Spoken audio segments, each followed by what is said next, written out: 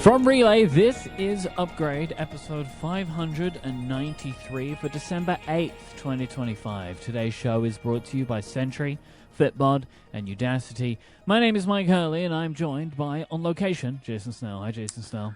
I'm always at a location when you think about it, Mike.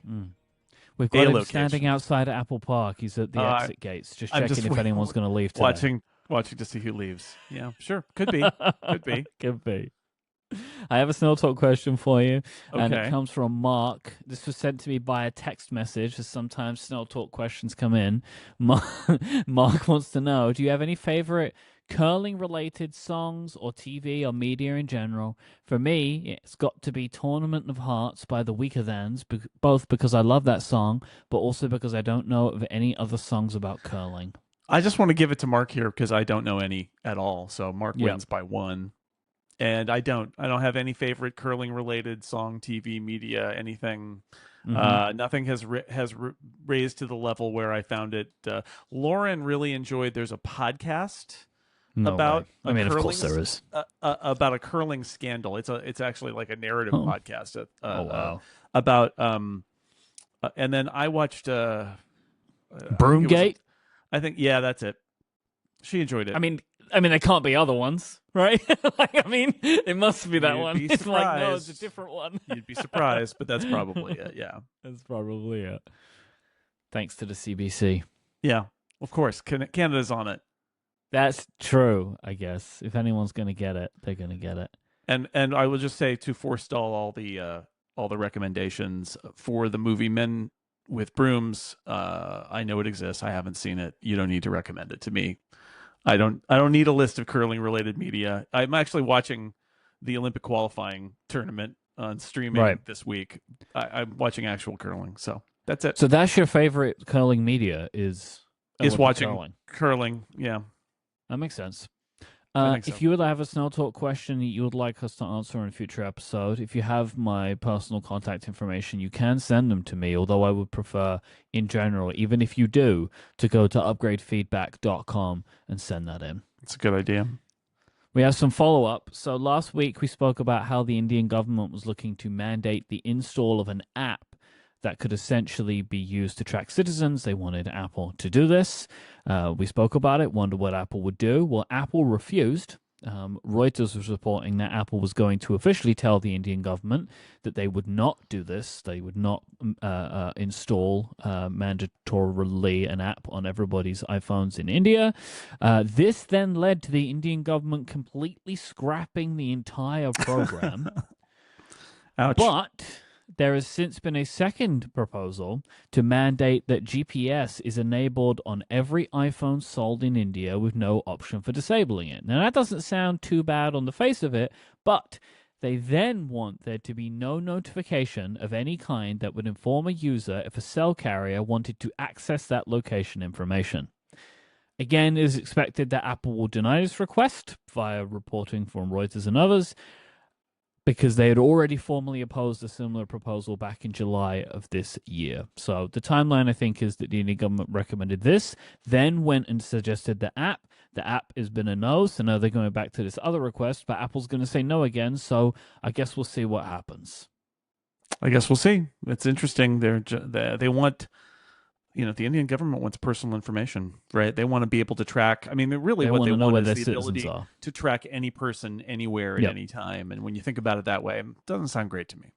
No, and remember as well, they wanted to be able to tie encryption apps to SIM cards, which they could then tie to individuals via their ID. So, of course, the Indian government, they are really taking some steps here, but it's not going very well for them so far. Analyst Jeff Pu expects that Intel may reach a deal with Apple to produce some non-Pro iPhone chips starting in 2028. Following up on the story from Ming-Chi Kuo about the M chips that we talked about. Yes. Yeah. Now, this is one of those things where I see analyst reports and I never really know how to take them. Like, Ming-Chi Kuo is an analyst, but we're familiar with Kuo's sources, which are the supply chain. And I see Jeff Pu's name mentioned a lot, and I'm sure we've covered some of their reporting in the past, but the reporting that I've seen, it doesn't necessarily say where this is coming from, but if people are well-respected analysts, which I know who is, and people pay attention to what they have to say, you assume that they're not just pulling things out of thin air. It's coming from somewhere. And Right. this would actually make a lot of sense to me. Sure. That if they're going to have Intel produce the M chip, why not also the A chip, like the standard A chip that goes in, what would I think be the iPhone 20 and the iPhone 20e? Why not do that as well? It's the same theory, if not even more needed in the long term, is iPhone chips more than Mac chips. It's like, what's that important to Apple? Yeah, I think that what their sources, Intel probably. Probably, yes. Yeah. It's not unreasonable. I mean, this is just a different data point that maybe somebody wanted to get out there, or that was unreported by Ming-Chi Kuo, and so they wanted to score a little point here. But the larger story hasn't changed, which is Apple is exploring the possibility, according to all these reports, of fabbing some of their chips on Intel, but probably starting with chips that are not at the cutting edge, because that's a good place to start, because Intel is not at the cutting edge of TSMC, and so they don't, they can't really go there, but they do want to start building a relationship with another fab because it's a U.S. company and they've got fabs in the U.S. and Intel is willing to do this in a way that they previously were not. So this is just sort of like another little piece of color to that story that we already had. So the F1 season just finished yesterday. Mm-hmm. I'm very pleased. Congratulations to Lando. See, I knew it. Thank you. It's good to know. It's good to know. When the season ended, Apple's promotional machine continues, right? Because now they are the home of Formula One in America, and they put out a kind of sizzle reel. Yeah, little hype video. Now, in this video, there were some screens of what could, I'm going to say, potentially be the functionality that they may have on Apple TV. So they showed some things like, here's some promotion for a race, but then they also had like tiles that you could tap on for the different drivers. They had cams, interface mock-up. They had an interface mock-up, and it showed driver cams and it showed multi-view. Yeah. And so indicating potentially the kinds of features that people would want. I say this is very much a mock-up until we see it. I think Apple will definitely have this functionality, but it may be via the F1 TV app. I don't know, right? Like, I think that people were like, oh, they've shown off what the app's going to look like. And I just don't know that I would really, like, totally hang my hat on this mock-up of, like, what exactly will be in the Apple TV app. I may use this as a hat rack. We'll see. I don't know where my hat is going. I might place my hat on it or near it, only in the sense that I think this is Apple stating their intention for what they want this interface to be. Yeah, but they could change their mind. My point is that I am sure they want to have this, but if it's like one of these things where they could get there eventually, and I'm sure they will, but it is not imperative that they do, because F1 TV has all this stuff in it. So, like, we'll see. I think what we see here is that Apple wants to bring an elevated experience to the TV app so that it can provide whizzy fun features to people who are not going to go download an additional F1 app, because that's the even harder core people, and that they want to sort of like, I think in fact, I would say they're envisioning the ESPN audience coming to Apple and offering them some whizzy new tech stuff beyond that, knowing that that audience is not paying for F1 TV and may not even think about going there. They're interested, but they're not that hardcore. But again, I think it's a statement of intent. I think they intend to ship all of the things they showed, but you never know how it's going to go. Also, F1 is not off very long, right? When's the first race of the next season? March. Yeah, I mean, it's just around the corner, so it's much closer than maybe some sports off seasons that go on for 6 months or something like that. Yeah, so we'll see. I mean, we'll absolutely see. I will say, like, I agree with what you're saying. This driver onboards is a pretty hardcore feature, though. Like, it's not. Oh yeah. I don't think it is a very common feature, but it's absolutely something that Apple should provide, because they have the availability for it. Okay, so I mean, just to be clear, it's a hardcore feature. But what I'm saying is they're going to get non-hardcore people who just are coming from ESPN who are going to be in the app, and you want to show them WYSI technology, and onboards is WYSI Yeah, technology. absolutely. Even if they don't use it, it's cool to have it, right? Like you can go around and look at it.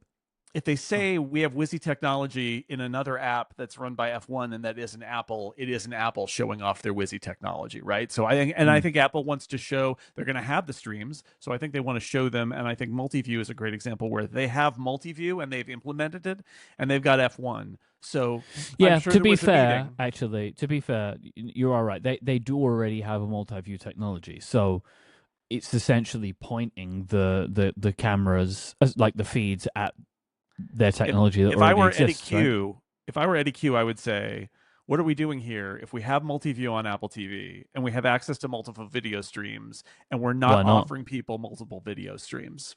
Yeah. So I think that's what's going behind that. But I think it will be, I don't think they're going to replicate F1 TV inside of Apple TV, but I think this shows that they're going to try to do more, in part because I think they want to push, like, this is software. We can do more than ESPN could. We're not going to tell you to press the red button, but we might tell you to go into multi-view, right? Yeah. Or click to enter a multi-view that we picked for you. There's a bunch of things they can do like that are like, I don't want to say like baby stuff, but you know what I mean? Like the super hardcore isn't going to do it, but they might hold somebody's hand and say, oh, this might be a fun way to watch F1 that's slightly different than you're used to, and doing it that way. Plus they just kind of, even if nobody uses it, it's showing off the technology. So interesting. We'll see, but it won't be that long. March soon. Yeah. Also, what I found interesting was in that clip, they used the commentary from Alex Jacques, who is the F1 TV main commentator,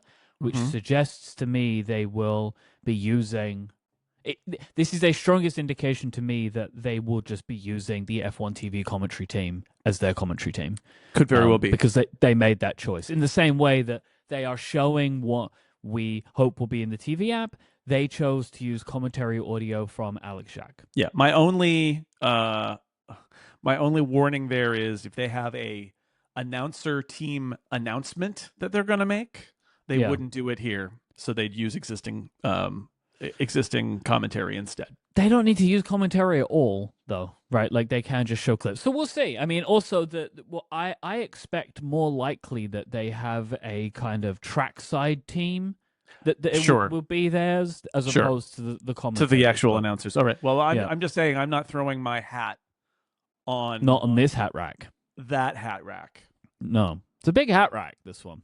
Apple has announced that Fitness Plus will be expanding to 28 new markets over the next few months with a new language dubbing option to Spanish, German, and Japanese. So they're expanding to a bunch of different territories, but they're not expanding the languages, right? So everywhere that Fitness Plus is been in English, but now they will be adding a generated voice. This is an AI voice in Spanish, German, and Japanese, where they will be dubbing the existing content. But it seems like the dubbing is rolling out, like it's going to be something they're going to be, I guess, making sure works and is good and embedded in the videos. I mentioned all this because we've been talking about, like, what is going to happen to Fitness Plus? Well, currently, they're expanding it. I guess that's one way to try and make the service more worthwhile to them, is have it available in more countries and with some new language options. Sure. Sounds good. And we'd like to offer our congratulations to previous Upgrady award-winning podcast, The Rest is History, for being named Apple Podcasts Show of the Year for 2025. Congratulations. We gave them an award first. That's all. Yes. And it's very likely we will give them an award again. Give them an award again. I just wanted to point out what happens when you become Apple's standard bearer of something, which is they did a photo shoot. There's shots of Tom and Dominic, the host of the show, with an Apple Podcasts award.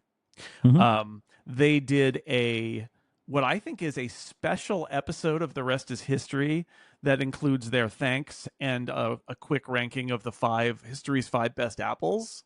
That is, I think, only in Apple Podcasts. Yeah, I mean, I didn't get it in Overcast. No, so I think that's really interesting. I listened to it in Apple Podcasts because that's where it was, and they mobilized. They have there's an Apple News and Conversation podcast that Apple does, and that so it's an interview podcast. And that episode this week was with Tom and Dominic, and it was actually those bonuses were a lot of fun, and I really enjoyed both of them. But I also had that moment of like, and then also actually on the site or in Apple Podcasts, many tiles for Rest is History, and then they made built out playlists. and they built out a huge thing that includes playlists basically of various topics, which Spotify has had for a while, but Yeah. Apple built that out.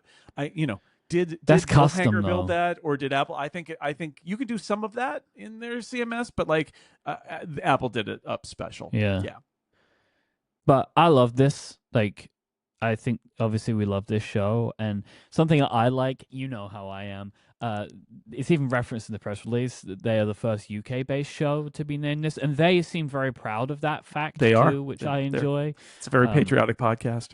Yeah, it Yes, really in the- is. It's one of my favorite things about in the it, bonus. honestly. In the bonus, they mention how Americans still owe 250 years of back taxes. So Yes, it's just a tax point of dodgers. contention. Yeah. Point of contention. Speaking of the upgradies, I would like to thank everybody who has sent in their nominations. We have hundreds and hundreds of nominations sent in so far, but we would like yours too. If you have not submitted your nominations for the 12th annual Upgradies Awards, you can go to upgradies.vote, or you can click a link in the show notes and you can send your nominations in to us there. I am really looking forward to the Upgradies now. It's not very far away. So please send in your nominations. Yes, please. And you can still get 20% off your first year of an annual plan supporting Upgrade Plus by going to getupgradeplus.com and using the code 2025 holidays at checkout for just over a smidge over $1 per episode. You'll get no ads, more content, and support the show that you love. If you're hearing me say this and you think this show is worth $1 an episode to you, then please consider becoming a member today. As I coined on Connected, we are currently in the month of Decembership, because it's membership in December. You can go to getupgradeplus.com, use the code 2025 holidays at checkout. You will support this show and get a ton of bonus benefits. Yeah, throw your hat on our hat rack. That is a great point. Yes, there's lots of this podcast is a hat rack, and you have hats. Those hats are in the shape of $56. And if you throw a $56 hat at us onto the hat rack, you will get some benefits. Well, now you've ruined it. No, you ruined it. No. And today, that benefit is we're going to give some reaction to Netflix's attempt, I will say now, because the news kind of changed before we got on the phone today. Yeah, Netflix really. attempts to buy Warner Brothers. I want to talk Yep. to you a little bit about that, and we'll talk about that Yep. on Upgrade Plus today.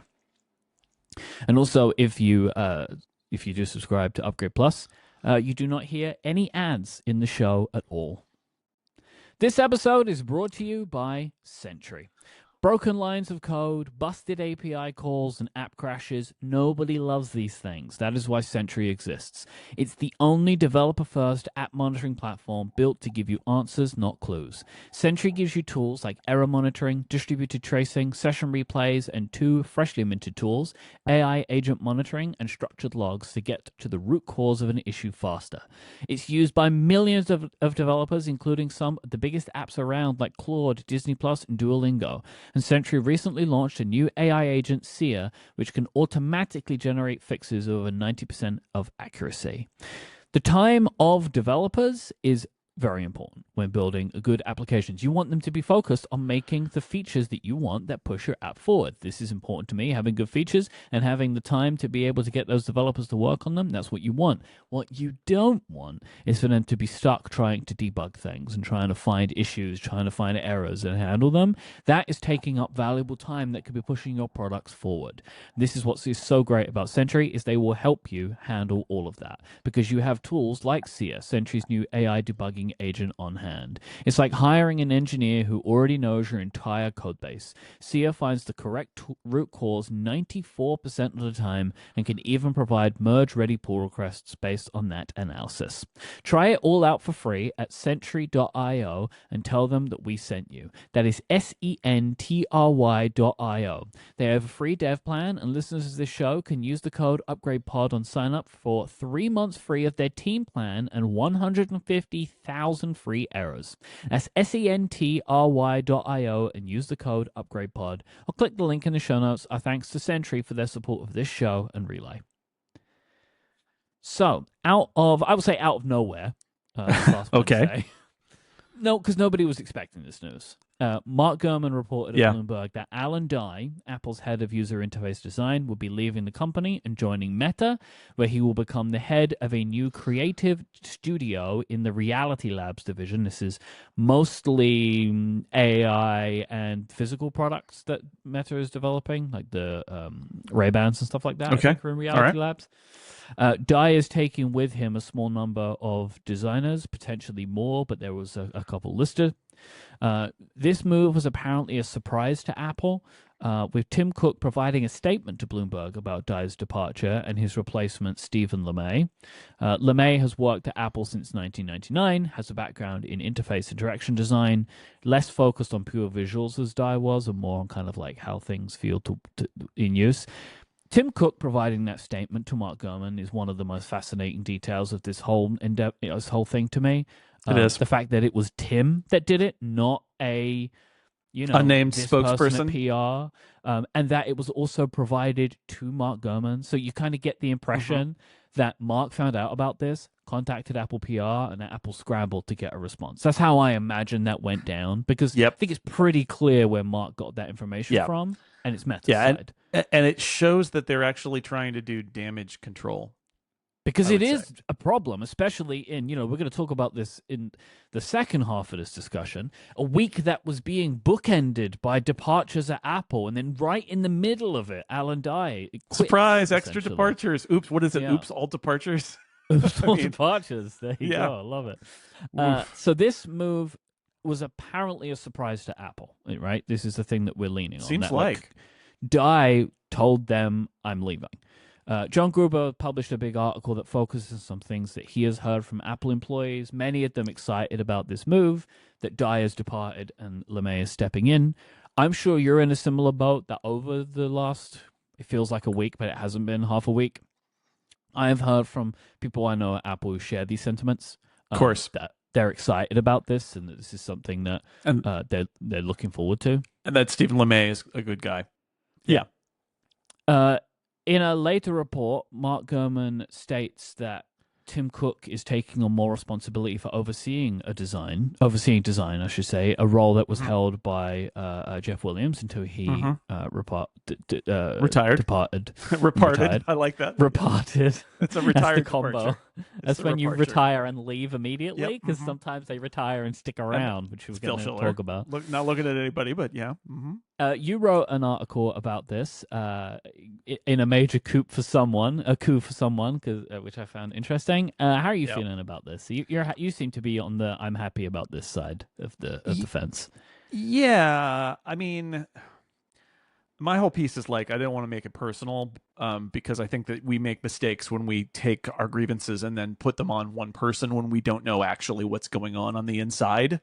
I think Alan Dye has been such a visible leader and a leader of this part of it that it's fair for him to get some personal criticism because he's the leader of this. But it's a complex issue, and I think that making it personal is a mistake.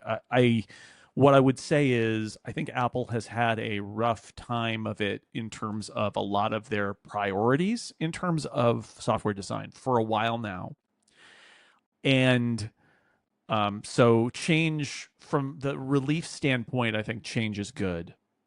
Basically, just change is good because I think that it isn't going great and the priorities seem a little out of whack, and so maybe getting some change in the organization is good. I also want to say I feel like this goes back to the original sin which we've talked about a lot here, which is when Steve Jobs died, Apple was really desperate to show that they hadn't lost their mojo. Yeah. And one way they decided to do that was pump up Johnny Ive. And so they made him chief design officer and put him in charge of software design. And that was, you remember, Scott Forstall got fired. All those things were going on in this era. And I don't think that Johnny Ive was the right person to have a say on software design. I think that was probably a mistake. And I think that Alan Dye is an example of Johnny Ive putting a visual designer in charge of something that's probably a little more technical. Again, I don't want to boil this down. We all come with our own baggage, right? Tim Cook is not just an operations guy, but he does come from a perspective of operations, and it's going to influence how he works as CEO.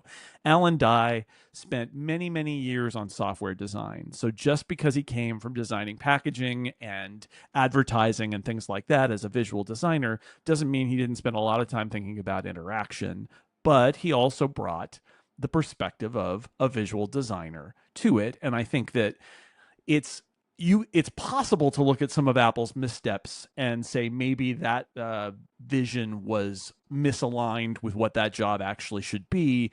That also could be completely wrong, and it's just a vehicle for people to heap all of their scorn on and then set it on fire the day that he leaves. I think it's more complicated than that, but at the same time, I also think it's fair to say Alan Dye was the prominent representative of a part of Apple that didn't really work great for a while and didn't seem to be getting better. And just one other thing I'll throw onto the pile here, which is when I say change is good, and this may be true for all of Apple or large parts of Apple, but I'll say it for the design group especially. I feel like Johnny Ive built this very tight design group of people, and they were there a very long time. I think Johnny got burned out. But stayed too long. I think a lot of his lieutenants were looking for new challenges. A lot of them have left now. Alan Dye leaving, I feel like, is a little bit like that. And leaving aside any crimes that they're alleged to have committed against design or usability or whatever, I think that a problem at Apple is Apple got so big so fast and was so successful and made so much money that there are parts of Apple where you've got people who have been in the same jobs for a very long time, and there are other talented people below them who would like to take a step up and can't because there's nowhere to go. And what ends up happening is you have a brain drain at a lower level where people have to leave Apple, people you've never heard of, because there's nowhere for them to go, because those people have been in that job for 20 years or 15 years or 10 years, and they're never going to go anywhere because they've got so many stock options and you're trapped. So you have to leave because that's the only way through. And I think that's unhealthy. And I actually think that's the worst brain drain that Apple faces, is having these static organizations run by people who've been there so long that they are set in their ways and they want it the way they want it, and new ideas aren't really going to be welcome. And so without alleging that about it, because it's human nature more than anything else, what I will say is I look at a departure from the design group and the elevation of somebody who's been at Apple a long time into a role of authority, and presumably all of the things that happen underneath that to bring them up, and give everybody else in that group opportunities to step up, as well as making the whole group a little more dynamic because it's not just kind of the same people at the top for the last decade and a half. I think that's healthy. And I could point at probably different groups, but the software design is an area I would point to at Apple and say, you know what, a little refresher there is probably a good idea. I don't think it's healthy for any organization to be that static for that long, especially one that, as an outside observer, looks like they're having some trouble. So that's my surprise. It's a nuanced take. I'm not trying to burn anybody in effigy, but I also think it's fair for Alan Dye to take some criticism because he is the prominent representative of that part of Apple's business, and that Apple has elevated him and his visibility. So, but I wouldn't go too far with it, right? Like, we don't know exactly what the deal is from behind the scenes, but anyway, that's what I think. What do you think? Yeah, I think I'm not like excited about this. I think that there are a lot of people in our broader community, listeners, fellow podcasters, who are very excited about this news. And I mean, one, I have found the way that people talk about Alan Dye to be really distasteful anyway. Like I felt this for Yeah, since June. I think people they speak about him in very derogatory terms, which I don't fully understand. before June, Um, I would say that yeah, I think it it really got took worse. off with 26. It got worse, but I mean, yes, it's this ding dong, the witch is dead kind of thing that's going Yeah, on. And whereas what I'm saying is, I think change is probably good, and this yeah, is a good change, and it's a positive change because I think shaking things up is a good idea. But I'm that's how I'm approaching it a lot more than yeah. ding dong, the witch is dead. Yeah. Yeah. I mean, as well though, like I do feel like in the last week I'm hearing a lot of people talking about like how terrible Apple's software design has been for a while, and I just don't feel like I have experienced this criticism before June. Like it did not feel to me that there was like like a hardware, Mac hardware of 20, I don't know, 18 level concern about software, but it feels like people are talking like that It's now. been bubbling under the surface. A lot of developers have felt that way, and that there's a feeling about some of the design that it's been more about visual appeal than functionality for a while now. I'll go back to my, again, not the most important thing in the world by far, even at Apple, but I'll say, remember the settings app on the Mac? Where they completely redid it and Yeah. it's terrible, and they had an opportunity to make it good and they didn't. Okay, so I'm going to jump ahead here a little bit, like to Yeah. my, because I have a bunch of things I want to say in the middle, but Yes. you brought up something that I think is really important, I think your which is perspective here is astute. Yeah. which I think people are getting too excited about a Mm-hmm. potential future here, Yeah. that About like their pet because thing. Stephen LeMay is an interface like interaction designer, he's going to come in and fix all the things we don't like. I just think that this is I believe that there are some fundamental things that are happening inside of Apple that have led to the scenario where the Yes. settings app becomes an iPhone app, and like iOS 26 is what it is, and what it is on the Mac is what it is. And I don't think that if your thing is aha, Alan Dye's gone, the Mac is going to get more attention. I'm just not sure that we can draw these lines here. Like it's No, but this is what I mean about not making it personal is even if he's in charge, the company and its priorities dictate a lot of what his priorities are. And that yes, includes the thing that I keep coming back to, which is Apple is the iPhone company. First and yeah. foremost, it's the iPhone company, and iOS is going to get the lion's share. Now, and that yes, I would say don't think that your pet issue, like for example, I don't think that because Steve LeMay is in charge, they're going to fix the Mac settings app and make it good. I don't think that. What I do think is that change means the design group at Apple might have somewhat different priorities that might make it more likely that things like that don't happen or get fixed along the way. Whereas the previous leader had made it clear, apparently, that it was never going to happen. So it's more about hope than anything else. Or if It's this the is hope that bad, kills you. let's try something different. But this is the thing. In the end, there is the universe in which Steve LeMay will live, which is still whatever the executive priorities are. And Yeah. like I said, I feel like just like Tim Cook is more than an operations guy, but views Apple from an operations perspective first and foremost because that's where he came from. Any positivity that you're going to get out of this new leadership is probably going to come from the fact that Steve LeMay has a different perspective than Alan Dye, or and this is kind of the wild one when we talk about something like John Turnus replacing Tim Cook, or the old leadership was never going to go back on a decision that they made, but new leadership could because it's new leadership. And so you can kind of break the logjam. And the example I think I gave last week is, Tim Cook loved Steve Jobs and said all these great things about Steve Jobs, and Steve is the best. And Tim Cook's first day on the job, he put donation matching back in as a policy Yeah. at Apple. And Yep. because that's literally like Steve was never going to do it. And Tim was like, well, that's dumb. Let's do it. And it wasn't like Tim was rebelling against Steve, but once Tim thought that was something relevant, and Steve did not, and so he reversed a Steve Jobs decree on day one. It gives a new leader has freedom to do stuff like that, but he's still the same. It's still the same job with the same issues and priority and resources and all of those things. So what, hope for huge change, I think, is probably misplaced, but hope for change, I think, Yeah. is not unreasonable. Just But change. also, this is not a referendum on liquid glass, right? Alan Yeah. Dye left. Alan Dye was not fired. Like, nothing that he has done has led to him losing Yeah. his job. Now, there are some scenarios which I want to touch on of maybe why he's left that Yeah. could be a Me part of too. it. But this isn't. I do not believe that we're going to see some like huge change in iOS No. 27 or even iOS 28 because No. it would be such a bad No. decision to do That's not another happening. redesign. Like, it's That's not not going to happening. happen. That's not happening. They'll continue to tweak it, and there'll be big tweaks because that's what would have happened anyway. Yeah. But you're right. I mean, I thought one of the funniest, weirdest things about Mark Gurman's report was that they were taken aback by it, which suggests that because he was not fired, he left, and it was a surprise that he left. There are other scenarios here, right? Like I've certainly seen in my career, somebody has an impending like new boss that they don't want to report to, or they think they're better than, or they don't get a title that they wanted.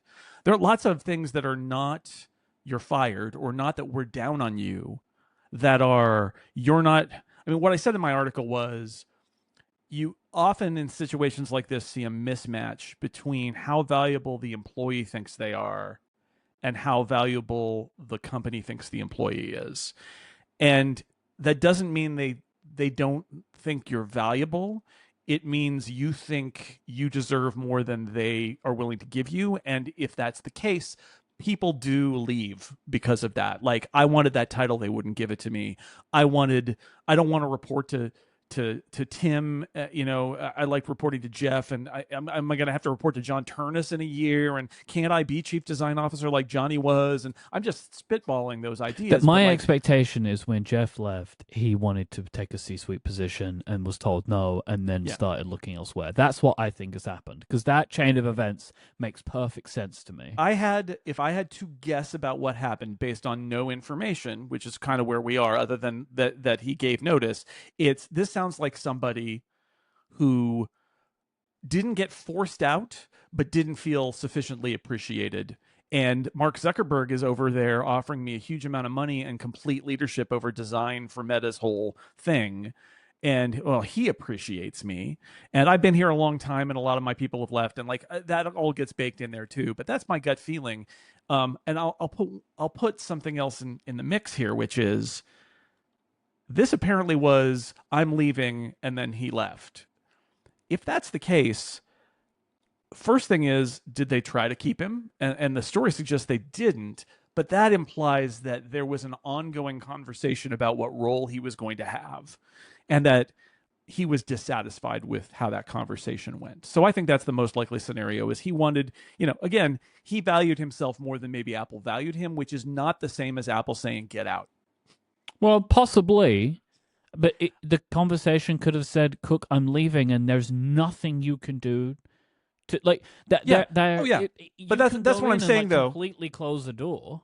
Right. But that's what I'm saying is I feel like those conversations had probably already happened.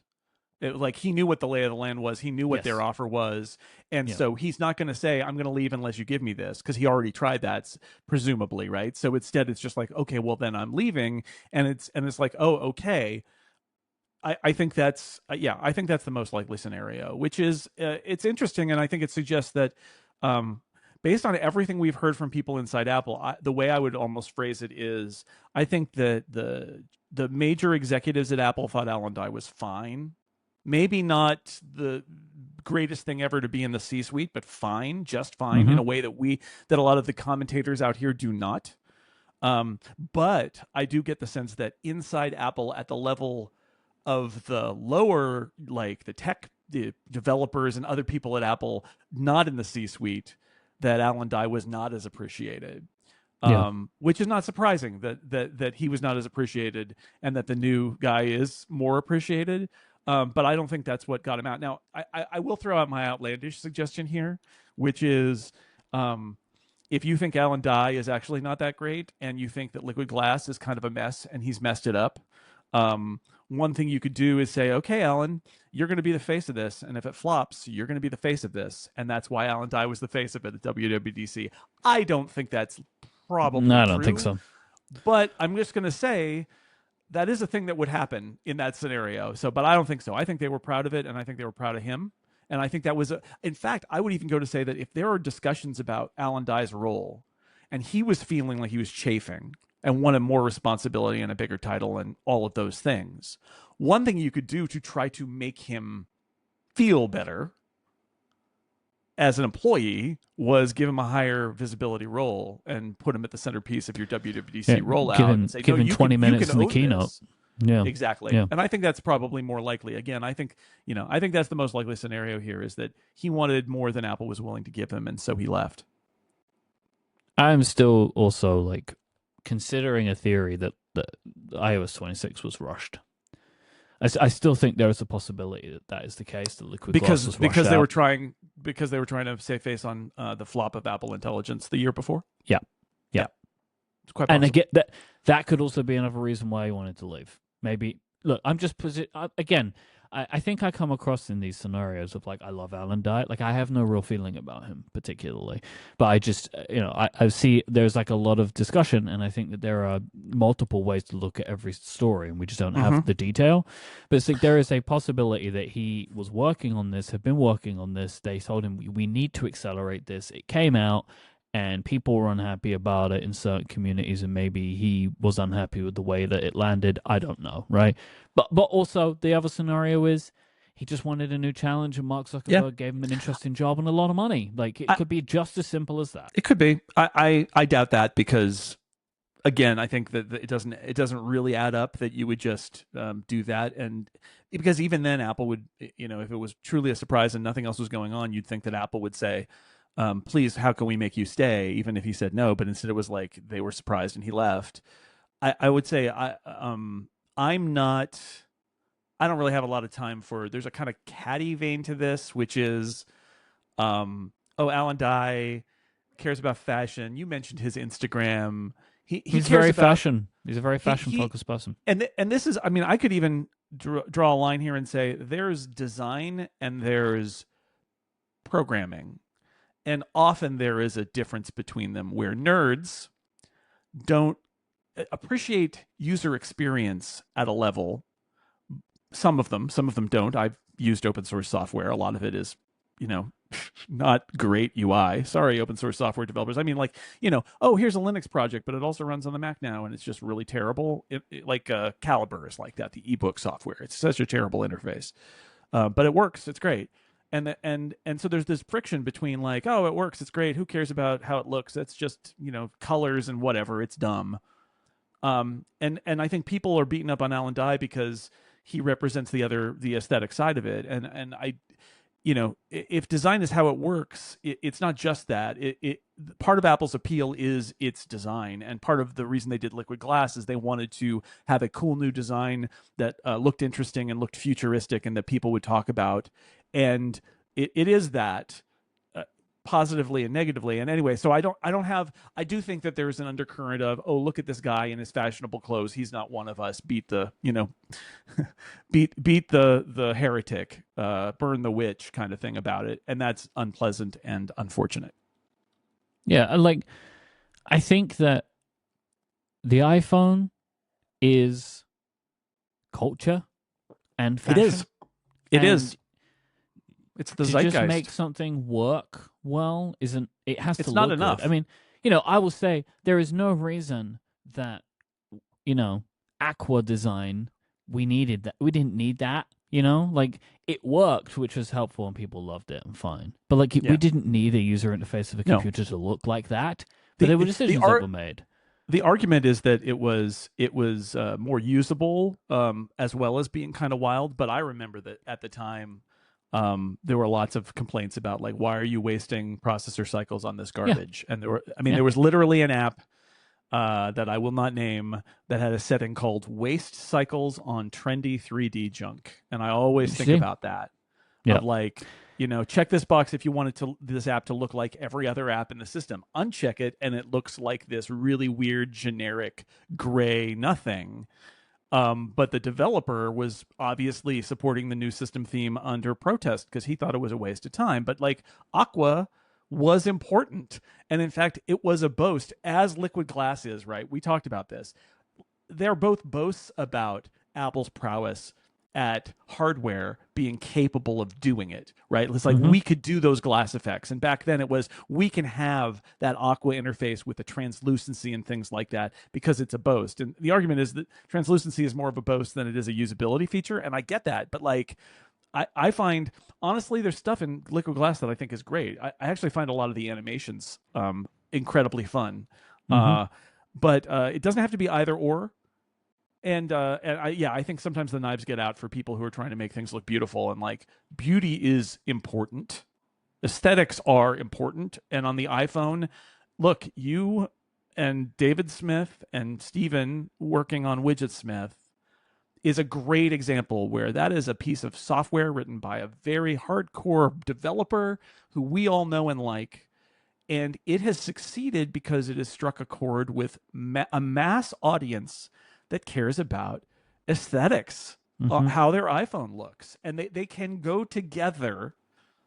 The disconnect, and I'm not disagreeing here, the disconnect is when it looks great, but it's unusable. And I think that a lot of people have that criticism of parts of Liquid Glass. And I think some of that is fair. But like, you also don't, a rejection of caring about aesthetics, especially on the iPhone, is also a mistake. This episode is brought to you by Fitbod. If you're looking to change your fitness level, getting started can feel daunting. That's why I'm pleased to let you know that Fitbod is an easy, affordable, and approachable way to build a fitness plan that is just for you, because everybody has their own path to personal fitness. That is why Fitbod uses data to customize things to suit you perfectly. It will adapt as you improve, so every workout will be challenging, pushing you to make the progress that you want, because you will see the best results when a workout program is tailored to your body, experience, environment, and goals. Fitbod stores this information in your Fitbod gym profile, and it uses it to make sure that you're going to be having a well-balanced workout routine. It tracks your muscle fatigue and recovery. It will then mix up your workouts with new exercises, rep schemes, supersets, and circuits, so you're going to be getting the best, and also you're not going to be bored because you're going to be doing new things all the time. Your muscles improve when they work together, so overworking or underworking muscles will negatively impact your results, so Fitbod makes sure that they track all of this information for you. You can be sure you're going to be learning your new exercises the right way, thanks to their more than 1,000 demonstration videos. This is what makes Fitbod really approachable to me, because when you find a new exercise, you'll get some videos shot from multiple angles where you can watch it and you can feel confident that you're going to be doing the movements in the right way and doing the exercises correctly. The app is super easy to use. You can stay informed with their tracking charts, weekly reports, and sharing cards. This will let you keep track of your achievements and personal bests and share them with your friends and family. And it also integrates with our Apple Watch, Wear OS smartwatch, and other apps you may use like Strava, Fitbit, and Apple Health. At a time when a lot of people may be thinking about health and fitness, you're going into a new year. I know it's a thing a lot of us think about. I know I am right now too. This is a great time to start. And personalized training of this quality can be expensive, but Fitbod is just $15.99 a month or $95.99 a year. But you can get 25% off your membership by signing up today at fitbod.me/upgrade. So go now and get your customized fitness plan at fitbod.me/upgrade. That is fitbod.me/upgrade for 25% off your membership. Our thanks to Fitbod for their support of this show and Relay. I mentioned earlier in the show that this was kind of, Alan Dye's departure was a bookend between of departures, and we have more. So before Alan Dye's departure was public, on Monday of last week, Apple announced that John Giannandrea was retiring from the company. This was an expected thing by us, I think, and by the general reporting. For sure. Giannandrea had previously basically been stripped of all major responsibilities of his after being made, I would say, the figurehead of the missteps of Apple Intelligence. It seemed like a matter of time. We invoked Scott Forstall earlier on in the conversation. This felt like a Forstall-like thing of him kind of being pushed out after Apple Maps. He was the kind of the person who took that public, and it kind of felt like John Giannandrea took this too. To me, though, this one felt like a bit of a golden parachute. Like, yeah, Gianandrea is sticking on for a little while while he would advise. He is then retiring with all benefits rather than being fired or leaving himself. I think this feels to me different to maybe the Forstall thing in that I Yes. feel like from the reporting, Gianandrea was kind of doing the best he could of what he had. And also maybe, some of the reporting is suggesting he was asking basically for GPUs and was being told no, right? Right. So it's like, Right. and also the issue of Apple Intelligence seemed to come from the marketing division as opposed to, right, of like showing stuff that they couldn't ship was maybe potentially more of a market. We don't know. We don't know. This But is anyway, this is a global Apple problem, but yeah, I would say I think he proved to be maybe a cultural misfit and what they were trying to do, and giving having the group that's developing the models all be maybe not as connected to the necessities of shipping products as Craig Federighi's group, which is how they've kind of reorged it. yeah, And when you take all those responsibilities away from a person, like, they get it, they're on the outs, they're going to leave. I don't know the conditions of his employment. He was a big hire. yeah, My guess is there were guarantees in terms of stock or compensation or whatever, and that this is essentially a negotiated exit for him. yeah. So we can say golden parachute, but I don't think this is they're paying him a lot of money because they like him. I think this is they are paying him what he was promised. Yes, In they're structured doing in a right by way, him. I think they're and doing right by structuring him. in a way that saves face. Yeah. And exactly, I think that's what's going on here. Is so now we all know that it didn't go well at Apple, but officially he is retiring, and that's Yeah. it. In his place, Amar Subramania has joined Apple as the Vice President of AI, or as I've written it, VP of AI, which is a very Mm-hmm. funny, that's just funny to me. Subramania will report to Craig Federighi. They have a 16-year career as head of engineering for Google Gemini before joining Microsoft for 4 months and then, and then going to Apple. This seems like the perfect person to have at Apple if they are going to be using Gemini models for Siri, right? Like the head of engineering for Gemini feels pretty Yeah, good. yeah. I think it's probably more that this person. It's interesting again reporting to Craig, and the way they've structured it. This feels like this is the long term work on our own foundation models in the background, Yeah. so we can use them in parts of our product eventually kind of structure, which I think Apple has learned is the right way to approach their Yep. AI development structure. And I'll make this pitch again. Apple is never going to be probably on the forefront of AI research, no matter how much money they throw at it or how hard they try. But one, they might not need to be, especially if they have partners. They might not need to be, especially if there are lots of different models out there, and it's more commoditized and all of that.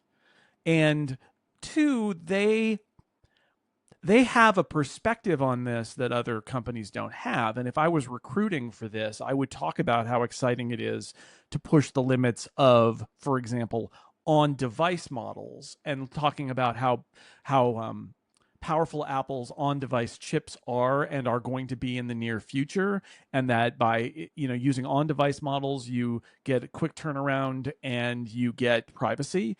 And then beyond that, the idea of the private cloud model, which is not the same as the giant models, but is private and is using Apple's kind of approach there. It might be a benefit to Apple for it to focus on developing the models that it wants to see in the world, because they advantage Apple, and not worry about the rest of it so much, especially as long as you have partners. So they've got, I think this is fine. I don't know whether they'll succeed or not, but I think this is Apple saying, we're going to integrate other people's models, but we also want to be working in the background because we don't Yep. want to be beholden to one. Like, if it ends up being that there's one company, OpenAI, let's say, who has like all the control over the best AI models and nobody else has anything, that's really bad for Apple, because Apple doesn't want one company to control its destiny. Then on Thursday, Apple announced the retirement of Lisa Jackson, VP of Environmental Policy and Social Initiatives. Kate Adams, Apple's current general counsel, will take on the role of government affairs until she then retires at the end of 2026. Jennifer Newstead is joining the company from Meta. Newstead will become general counsel in March of 2026 and will then take the government affairs role in addition to being general counsel when Kay Adams retires. So there's a lot of deck chair shuffling here Yes.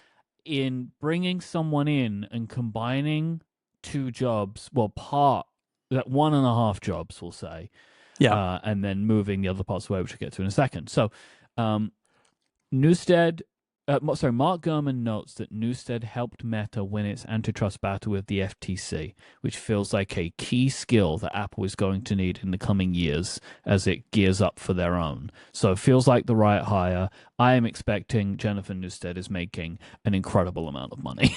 I Of would course. assume this is a big She's a bag of lawyer cash. for a big tech company. I of course she is, and good for But her. an extra one. You're like, oh, she Yeah. won that. We'll Well, have that. and she's got a history in government. I think she was in the George W. Bush administration and in the first Trump administration. So also Republican administrations while Republicans are in charge. But also her background is pretty varied. She's not just like a Republican operative or anything. She's done a bunch of different interesting jobs. She has this background working at Meta, which has had plenty of lawsuits and issues that they've had to fight. Government affairs as a very clear thing is also really interesting, right? Like government affairs increasingly important to Apple in so many different ways. So, But really yeah. interesting to combine that with the general counsel role, which is a pretty busy job on its own, right? But interesting to understand what they're doing there. The environment and social initiatives, so the environmental and social initiatives part of Lisa Jackson's role, that is a leadership position which will not be taken by anybody else. Those teams will report directly to COO Sabir Khan. This to me feels like an important detail. There is no longer a figurehead for these.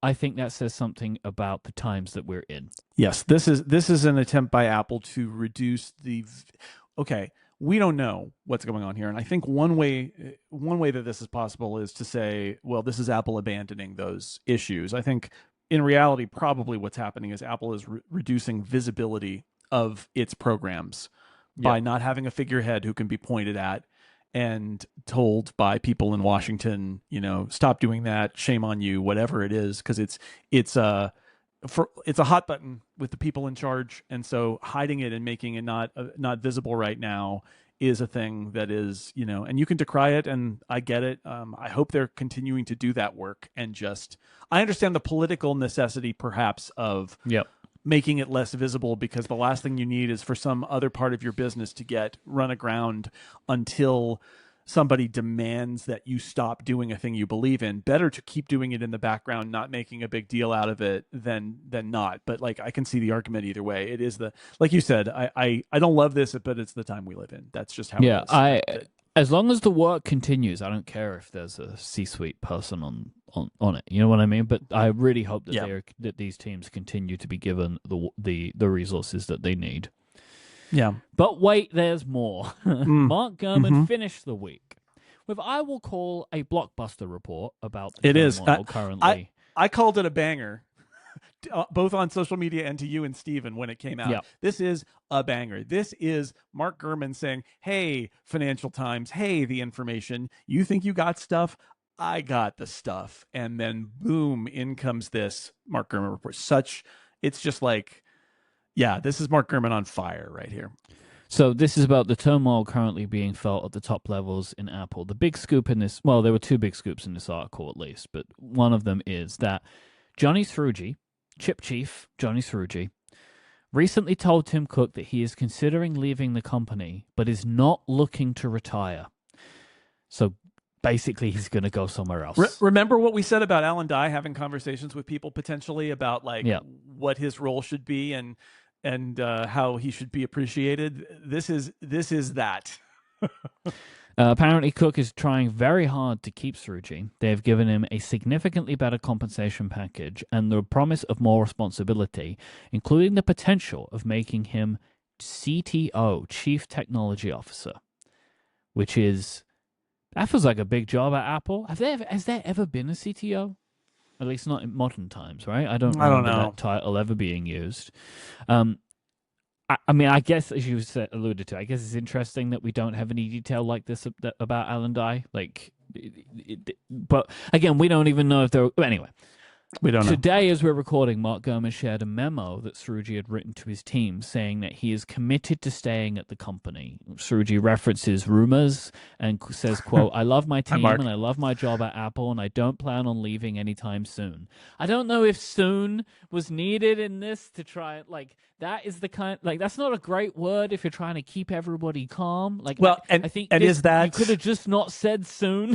yeah? I mean, and this could be we worked it out and it's not an issue anymore. It could be we're still negotiating, but don't worry. But it is, I think, still important that he wrote a message to his team saying, he wrote a message to Mark Gurman, but he also shared it with his team. Essentially, but like when these are written, when these kinds of if these things are written down and shared, they are intended to be shared outside the company. Yeah, they know they're going to leak. Otherwise, you just put everyone in a stand-up and say it, right? Which can still leak, but a memo is much more leakable, right? And I think that is what we're seeing here. It's true. So and you gotta, what does this mean is still kind of open. It could mean they've worked it out. It could mean they're still talking. But I think the reason I think this is a huge thing is I've poo-pooed a lot of the talent exodus pieces that Mark Gurman has written over the ages. I think he's got some sources that allow him to paint a narrative that I think reached its zenith with the Alan Dye story, where he just wrote that story with the assumption that this was a win for Google or a win for Meta and a loss for Apple, which is why I had my story with the headline that I did is like, I'm not sure this is a loss for Apple. I'm not sure I believe that, but that was embedded in his story fundamentally, is that this, Meta wins, Apple loses here. And so he's done that. And you see with some of these, like the AI people leaving, I have some skepticism. Like he's saying, oh, there's a big AI brain drain, Meta's stealing all of Apple's AI people. And I thought, well, yes, but also Apple's AI group has not done a good job. So I understand why they're leaving, but I'm not entirely sure that it is a big shot to Apple or not. It's least debatable to me. Johnny Srouji is, and I know, again, can't make it personal. It's very complicated. There are leaders who are important, but nobody's irreplaceable, and there's a whole organization that's aligned here, and there's so many parts of this. But just to put it in this way, Johnny Srouji is Apple Silicon. Johnny Srouji is Apple Silicon. He's not just the figurehead of Apple Silicon. He's the guy who came into Apple and made Apple ahead of everybody in terms of the chips in their products. Ahead of everybody. Apple, who makes their own chips, or I mean, they're fabbed by TSMC, but Apple designs their own chips and puts them in their own devices. Everybody else is like, well, I got this cool chip from Qualcomm, and Qualcomm's competing with Apple. Apple is the only one out there running Apple's chips, and it's a huge advantage. It's become a huge advantage for Apple. It is one of the places where they are the furthest ahead. It's one of those things that it's like, this is a lead that's important and leadership that should not be squandered.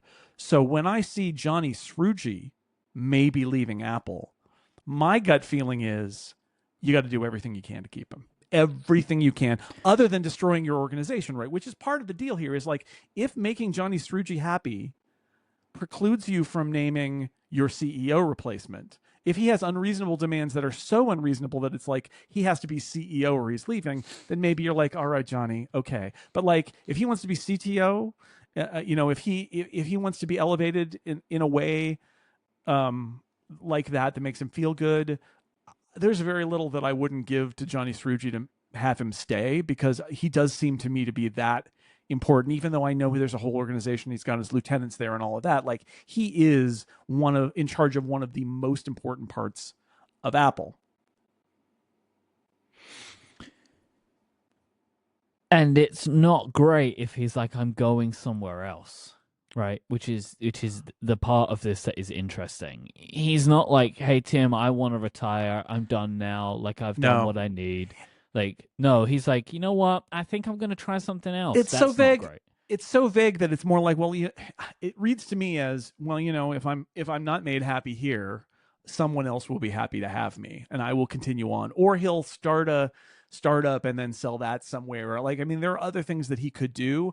That strikes me as coming out of this kind of negotiation of this. And honestly, look, all these executives make a lot of money, and relatively speaking, everybody at Apple makes a lot of money in Cupertino, especially the people working in the ring, like compared to the general public.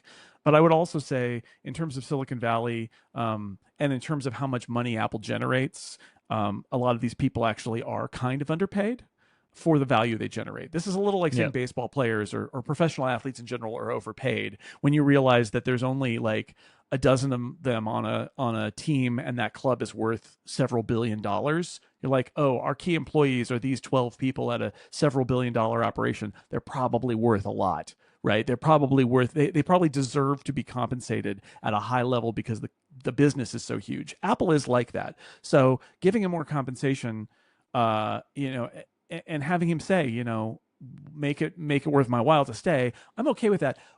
What triggers me here is, why did this happen? And that's my question is, why did this happen? Is it because of everything else that's going on right now? Everything is happening at once all of a sudden here.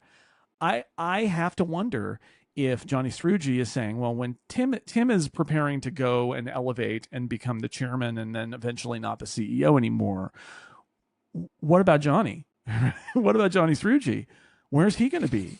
This is Johnny saying this? Yeah. I mean, that's right. What about Johnny Srouji? He switched. Go? What's his role? And I think that's the question he's asking himself and asking Apple. And the reason it comes up is like, if they're like, oh, you're going to ultimately report to Turnus, and he's like, I don't want to report to Turnus. It's like, well, if he's the CEO, you got to report to him. Well, I mean, but do you want to be CEO? And he's like, oh, no, probably not. And it's like, no, you don't want to be CEO. How about you be CTO? And Turnus will be CEO, but obviously you're going to have an enormous amount of power because he's going to be a new guy. And, right, like those are negotiations that happen. But my gut feeling is that is what's happening here, is that he's looking at what Apple looks like as an organization in the next 5 years, and does he want to stay, and does he feel appreciated? And that's why this is happening now, is probably not that he got a job offer so much as he is on top of the world. He maybe feels like he has no more worlds to conquer. And he looks around and says, well, maybe I'm undervalued at Apple and underappreciated and someone else would appreciate me more. So, then he sends the memo out. And the question is that because he's gotten what he wants, or because they're still talking, or because he's not yet ready to announce his departure? Who could tell?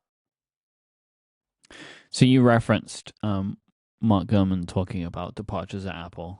So Gurman references that, he says that Apple is seeing larger than normal departures from engineers across the company who are moving to companies like Meta, OpenAI, and others.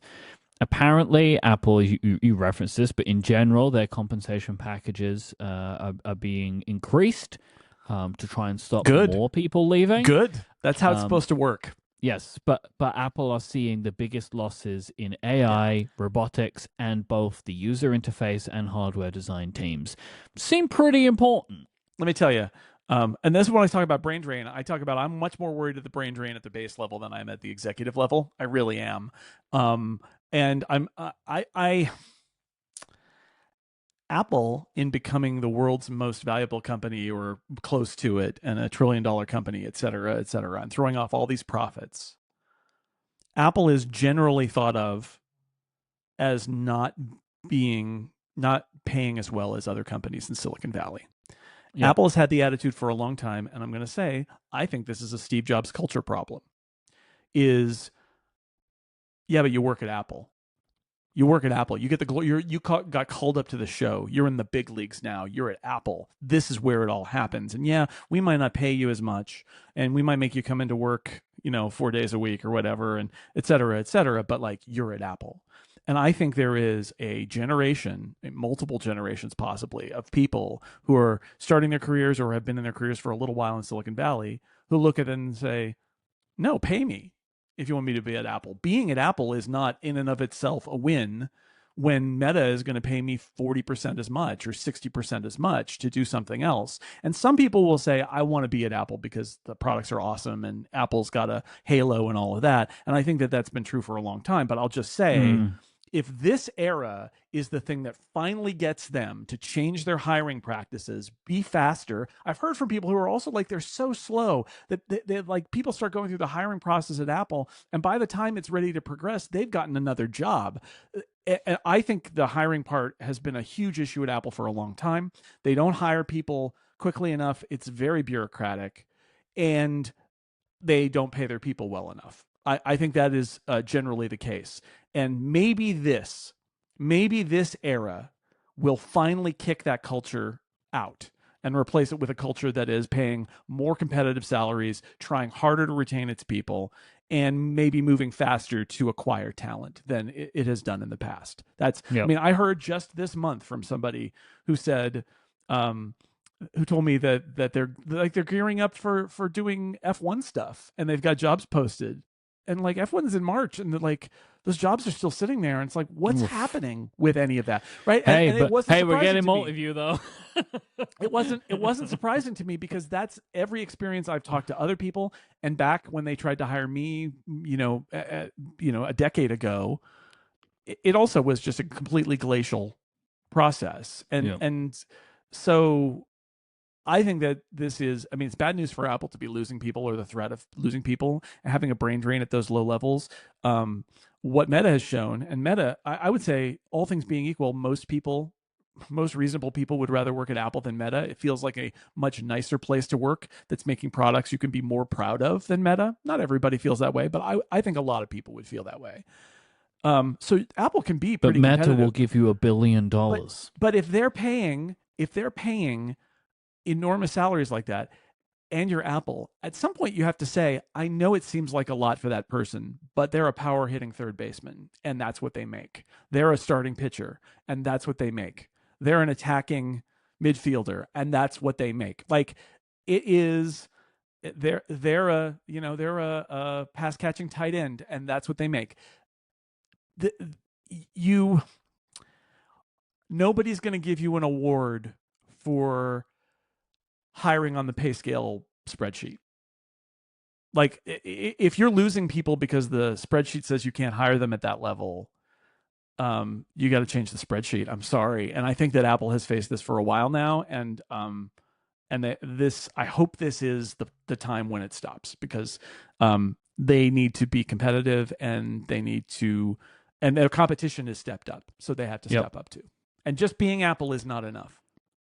I want to read a quote. This is a longer quote, but I mentioned a couple of big scoops in this, and this is one of them. And I feel like I have to read the quote in full because I think it's quite delicate.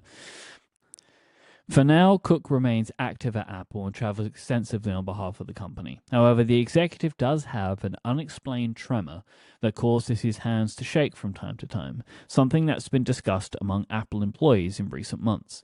The shaking has been noticed by executives and rank-and-file staff during meetings and large company gatherings, according to people familiar with the matter. But people close to Cook say he is healthy and refute rumors to the contrary that have circulated in Silicon Valley. It's people talk and people notice things, and who knows? Like, there's lots of explanations from good to bad. Yeah. New medication, too much coffee. Craig Federighi was just shaking like a leaf because he was nervous, stress. It could be something or not. I hate people diagnosing things in public. I hate whisper campaigns, which this feels a little bit like. But I will say, we went through this with Steve Jobs, and like, ultimately, if there is something medically going on with Tim Cook, he's going to have to disclose that at some point. Especially now. Now, but he's a man in his mid-60s. He's going to have some medical stuff. It may not matter. So I was just saying, like, there's a member of my family at a similar age who also had a tremor, and they had testing of all kinds, and it ruled out all of the things, right? Like Parkinson's, right? That's what I think what everybody's thinking when they hear this. It was completely ruled out, and they tried a bunch of different things and nothing was working, and they ended up having an experimental surgery where part of their brain was shot with a laser, and now the tremor's gone. Seriously, it Wow. was pretty intense, and it was one of these things that was experimental, and they took a big risk because it could have caused damage. But now the tremor's gone, and it was a neurological thing, Interesting. and so my point is there could be lots of things, and I do think that someone who's 65 years old with the amount of pressure and stress that Tim Cook Jeez. is under, this could be many things that Yeah. are So that nope. are not like Yeah. really Restrain dire. yourselves. All the armchair Yes. doctors need to restrain themselves. And But we should express concern too, because he's a human yes, being, and I hope he's okay. but this kind of thing would suggest that maybe the guy needs a break, right? Like maybe he needs a break in his life Yeah, or and to kind of reshuffle some stuff a bit. maybe time to start the machinery for the succession plan, even if it takes a Yes. few years to take hold. Maybe that is what's going on here, which I think Gurman has said. Gurman also in his piece, I think, specifically mentioned the premise of him becoming chair Yeah. of the board, which Yeah. I'm not sure he had reported before. That was like a theorized thing, but it sounds to be a little more substantive now.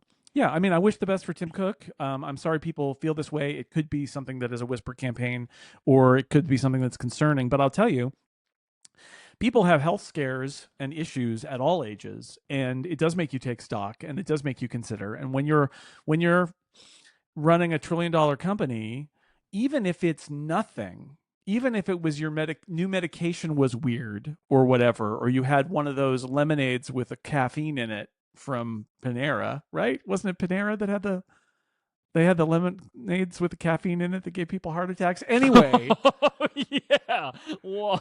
I right? was like, what's he talking about? But yes, Yeah, yes, yeah. I didn't know I was going yeah, to go there, but I went there. unexpected So caffeine. It gets whatever you. it is, it's also possible that that's a thing that makes you take stock and say, let's, what's our plan, and where do I want to be, regardless of whether, oh, I've got a test today, I'm really nervous about it. Oh, it's nothing, right? But still, it makes you think about it, and I wonder if that is actually kind of what's going on here. Is let's put these things in play into planning or into practice. I will say this too.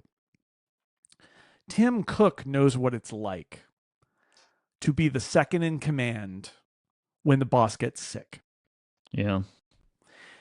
And whether Tim is sick or not, I will tell you, I would never believe in a million years that Tim Cook hasn't thought that he wants to have a plan so that nobody has to go through a succession process like Yeah, he we did. spoke about this. Yeah. Right? Yeah. Like no one knows that more than Tim, No, right? no one knows more than Tim how difficult it was to have an ill and dying CEO, and you're trying to kind of hold the organization together as an interim and as a temporary, and then to have a moment where it's just thrust upon you. And then you're on your own.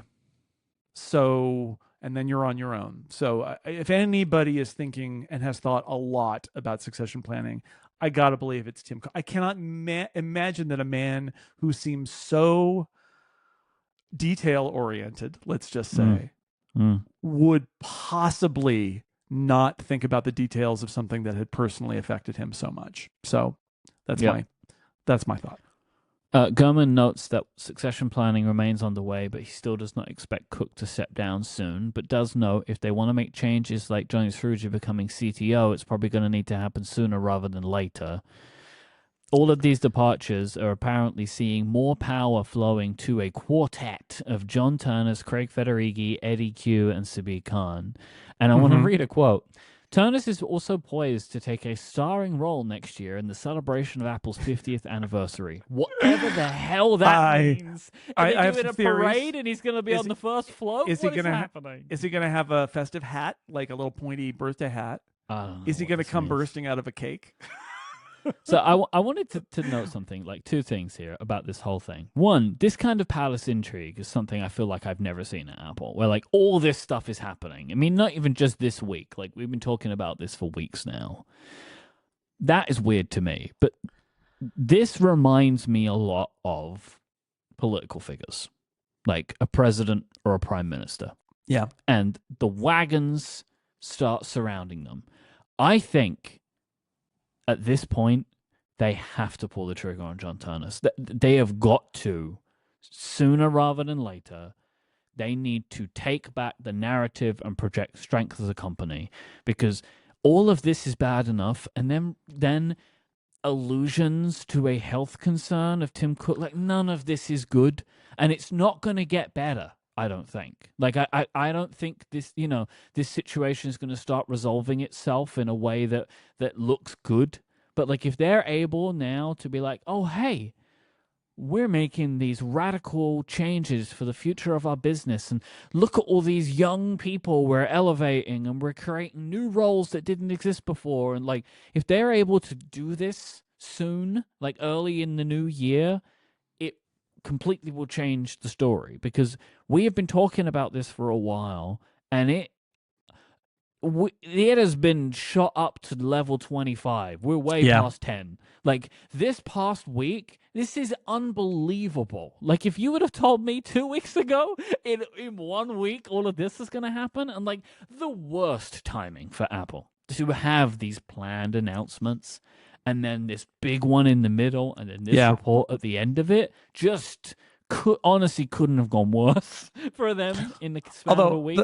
Yeah, I mean, the thought occurs to me that these things being announced in December, it's the annual equivalent of the Friday afternoon news drop, which is like in the holidays at the end of the year, you dump all of these announcements.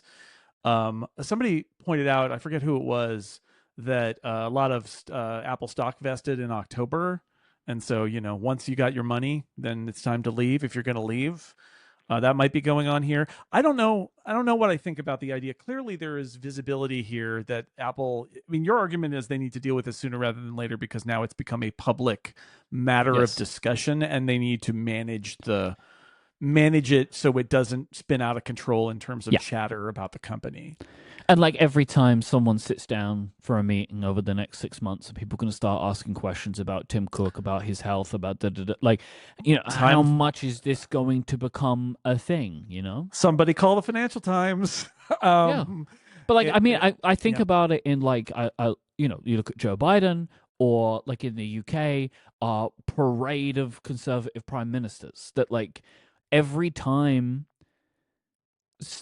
there seemed, whenever there would seem to be a scenario in which nobody has faith in the leader anymore, they get rid of them. And that's not what we've got here as much. It's more of like a Biden situation on that edge of like, is this person the right person? Da, da, da, da, da, and like, and it, continues to bubble out of control. We're nowhere near that.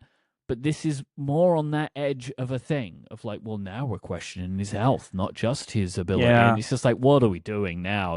Like, to me, it just doesn't feel like it's not the story you choose or want to be out there.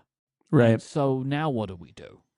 Well, they did the FT thing. If that was a leak from the board, that was their attempt to sort of like start this. But then now it has taken on another dimension. Where now that feels like a mistake if that was the case, right? I think like to have set that and then all this happens. We're not looking like an organization that's got our house in order, really.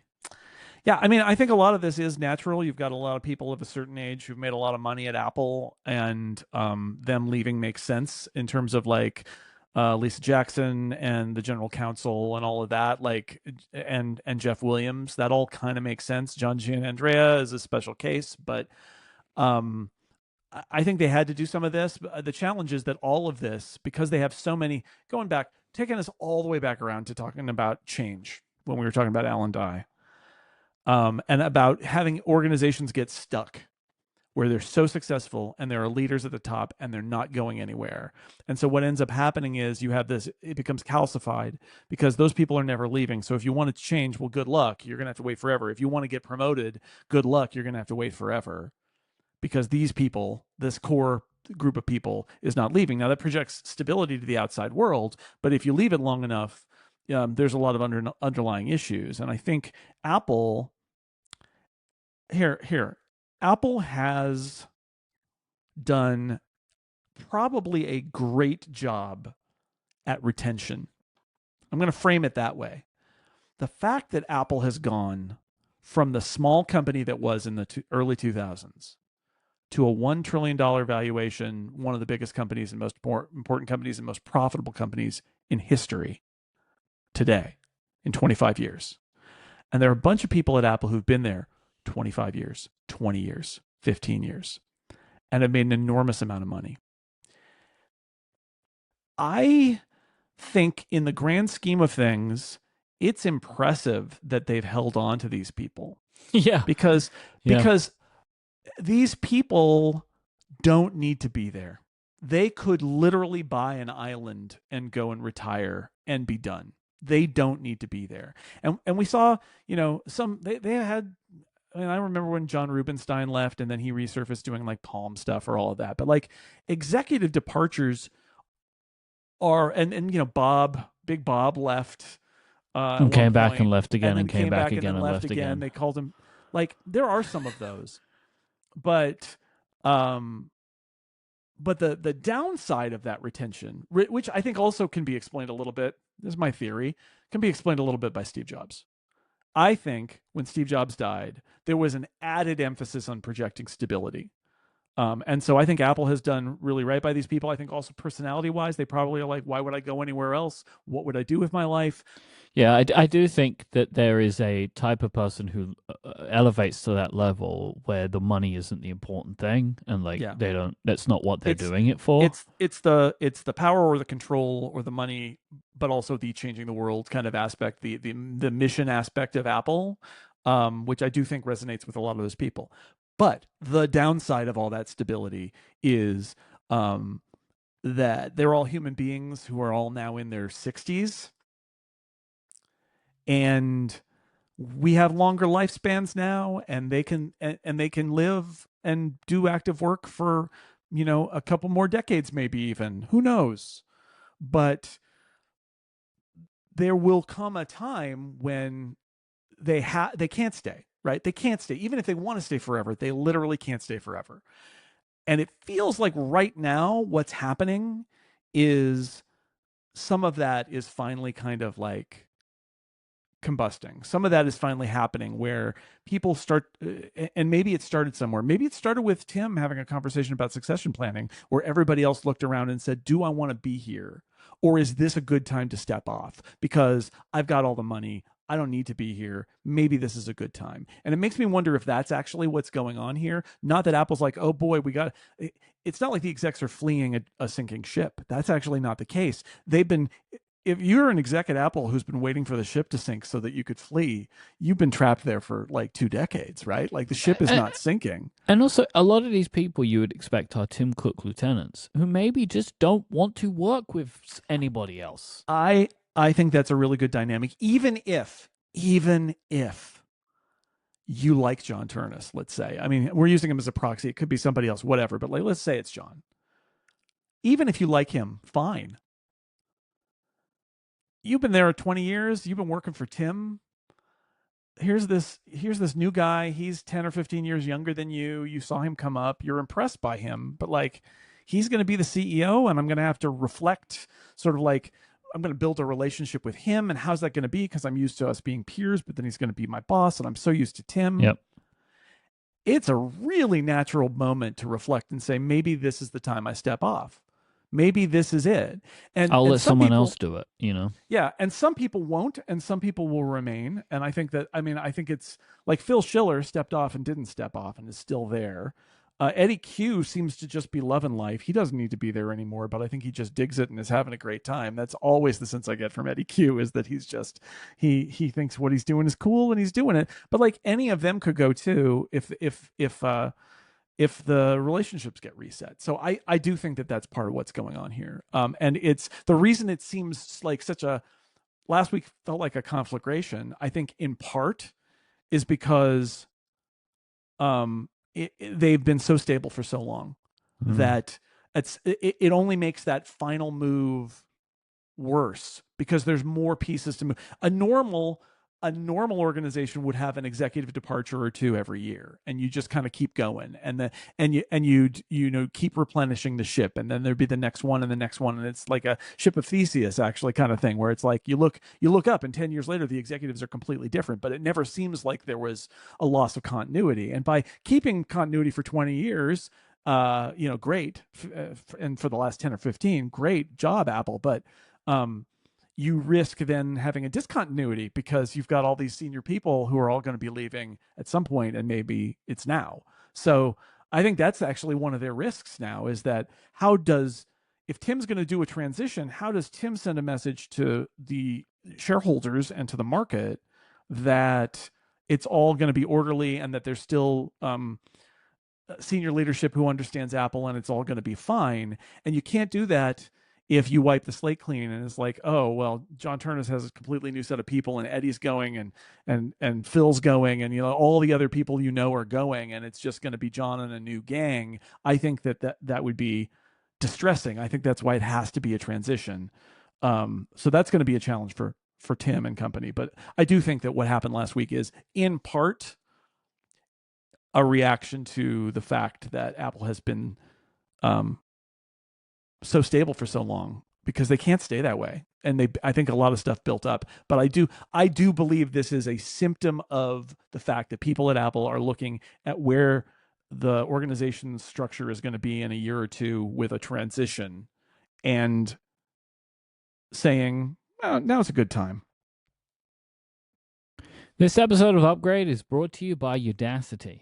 There's a lot to keep up with in the world of tech, and we all have blind spots, and that's where Udacity comes in.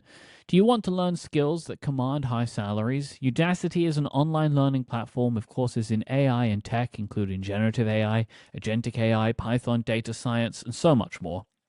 Udacity removes the guesswork, so you can learn what you need to know and nothing that you don't, saving you from scouring YouTube or prompting ChatGPT for hours on end. Learning with Udacity means doing practical exercises and projects that will prepare you for the job that you want, and that's why 90% of Udacity graduates say they achieved their enrollment goal. And get this, they just launched a comprehensive course in AI, which you can study for under $5,000. When you have a certification from Udacity, recruiters and employers take notice. So for a better job, better salary, and better skills, check out Udacity today. Udacity let me try out one of their courses, and I started one on social media marketing. There are so many options to choose from, though, and I was actually really happy that I found something that's relevant to a place that I am in my life right now. Some of these courses are super technical, some are high level. I'm looking forward to, and I'm enjoying digging in so far, because the system's laid out very clearly. The presenter is great. They have really good videos, which I love to learn that way, but also course outlines and downloads as well that are all super accessible. They have a really good web system that I was using. The tech field is always evolving, and you should be too. You can try Udacity risk-free for 7 days. Go to udacity.com/upgrade and use the code upgrade, and you will get 40% of your order. That is UDACITY, udacity.com/upgrade for 40% off, and make sure you use the promo code upgrade so they will know that we sent you. Our thanks to Udacity for their support of this show and all of Relay.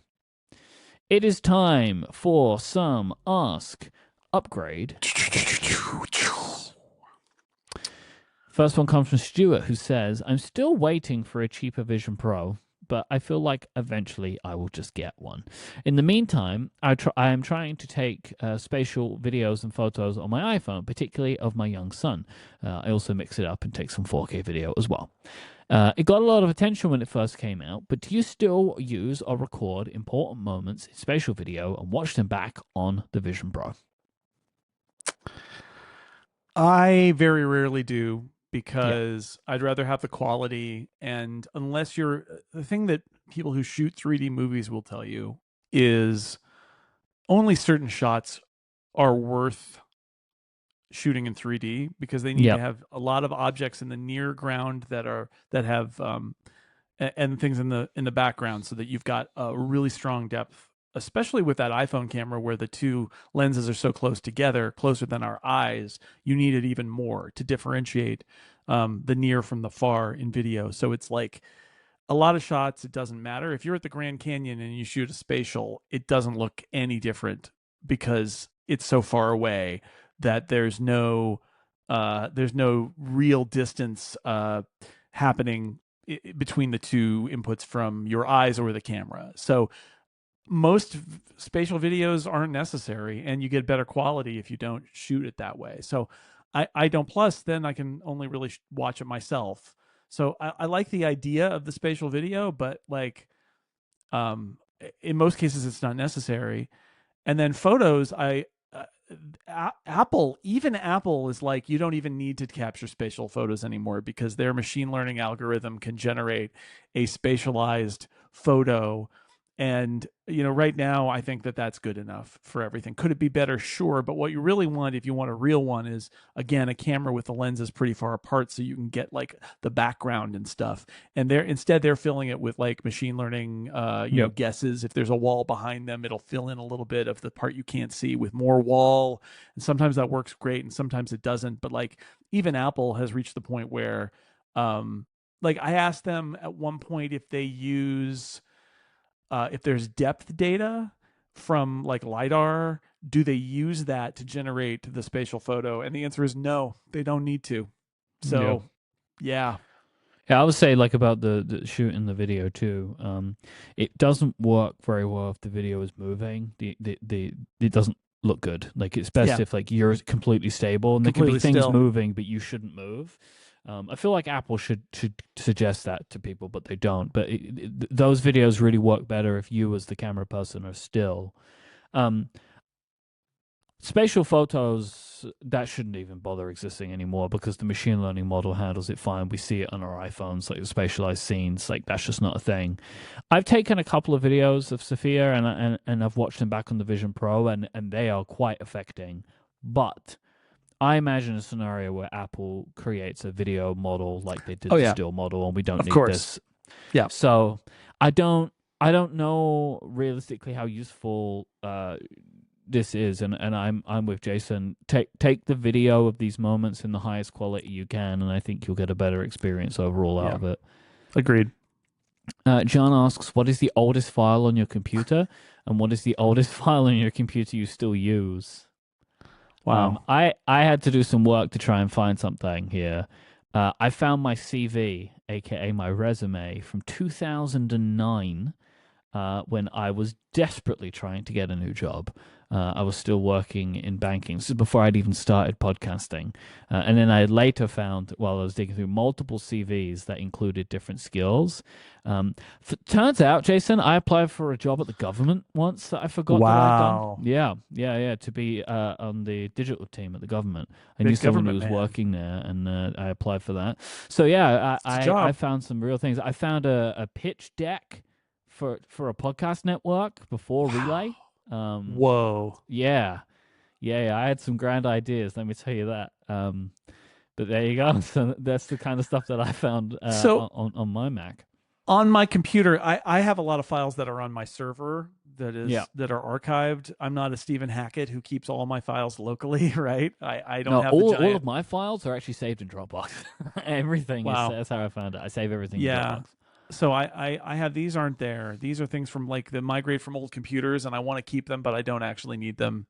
I think a lot of them used to be on an external disk of archived stuff, and then I was like, well, now I have such a big disk. I don't want those things loose and running around. I want them just copied to the server hard drive.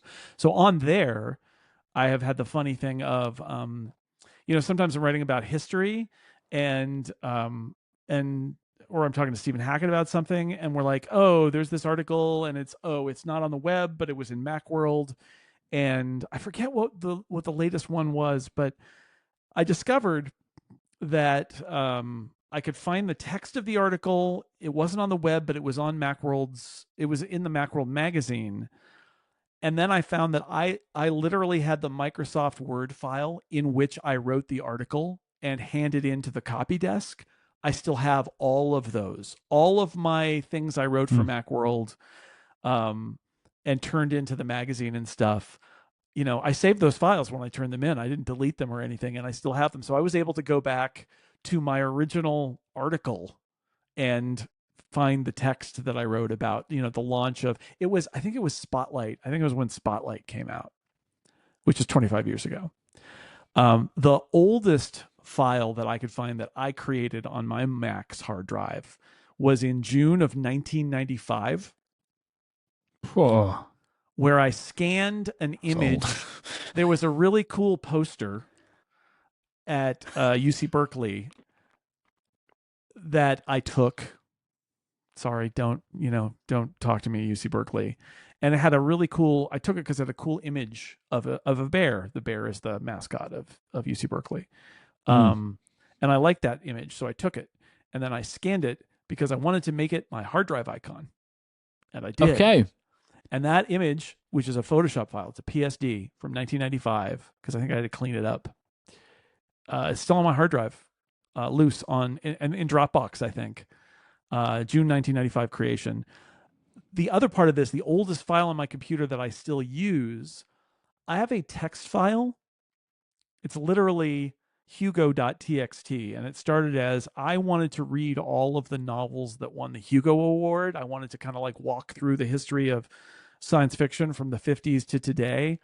And so I found a list somewhere of all the novels that won the Hugo Award, but that was like at least 15 years ago, maybe longer. And I've just been adding to it. And then at some point I added in the Nebula Award as well. And there's a little asterisk at the beginning if I've read it. And at this point, I've read almost every Hugo winner back to like 1980, and then it gets real spotty before that. But that's a file that I compiled, and it's basically my little Hugo reading log, and I will update it essentially every year. Or I read a couple maybe last year, I read a couple older nominees, and I put the little asterisk in. But so that file I still use, I guess technically, and it's at least 15 years old. Wow. That's pretty cool. And Amar asks, why do you think the iPad Pro doesn't have an always-on display? Because it's huge and it would use a lot of battery. Mm. And they may be uncomfortable with having a giant OLED screen that's always on. I would like it, though. And it's often used in a case where it's covered when it's off. Yeah, but then you can have it off, you know? Then you know it would be fun. It would be fun. I suspect the reasons are about power and maybe about something about that display. That it would be, it's not necessarily able, right? I don't think that display can go down to 1 refresh per second like the watch and the phone. You don't think so? I don't know. I don't know if they built that in, because I don't know if they necessarily feel that it's required to do that. Maybe it does. I mean, it's ProMotion, right? Yeah. I don't know. My guess is that there's a technical reason where they think it's not worth it, because otherwise they get it for free. They could put it on there. So my guess is that they either it can't do a low. I think in the end it comes to probably power. 10 to 120 hertz. 10 to 120 hertz. So yeah. I think they want it to be down at 1 hertz, and even then, it's lighting up many more pixels than on the phone, which means it's using more power, and there is more battery. And maybe they have also just not prioritized it, because in Apple's mind, an iPad screen is not hanging out somewhere providing information. But I agree, it would be kind of cool. Yeah, I would like it, because I feel like there are just different things you could do. Like it would be fun, like a bit more ambient information kind of stuff. You could have a big screen, nice, full of widgets, which would be nice. But yeah, maybe that's, I don't know why. Maybe I don't know why they don't do it, but maybe that is why, right? Like, and they've not prioritized it. Like maybe there's a way that they could get the screen to do an even wider range, but it's just not something that they think is necessary. And again, it's like one of those things Apple know more than we do, and maybe they know that the majority of their customers have them in a case or something, and so you can't really see it at that point. If you would like to send us in a question for a future episode of the show, you can go to upgradefeedback.com and you can send us in your follow-up, your feedback, your Snell Talk, or even your Ask Upgrade questions there. Thank you to our members who support us with Upgrade Plus. We're going to talk about Netflix buying Warner Brothers today. You can go to getupgradeplus.com and use the code 2025holidays for 20% off your first year for new subscribers. You can find this show on YouTube by searching for Upgrade Podcast, where we're there every week with a video version of the show. I'd like to thank our sponsors, Udacity, Fitbod, and Sentry for their support of the show. But most of all, as always, thank you for listening. We'll be back next time. Until then, say goodbye, Justin Snell. Goodbye, Mike Hurley.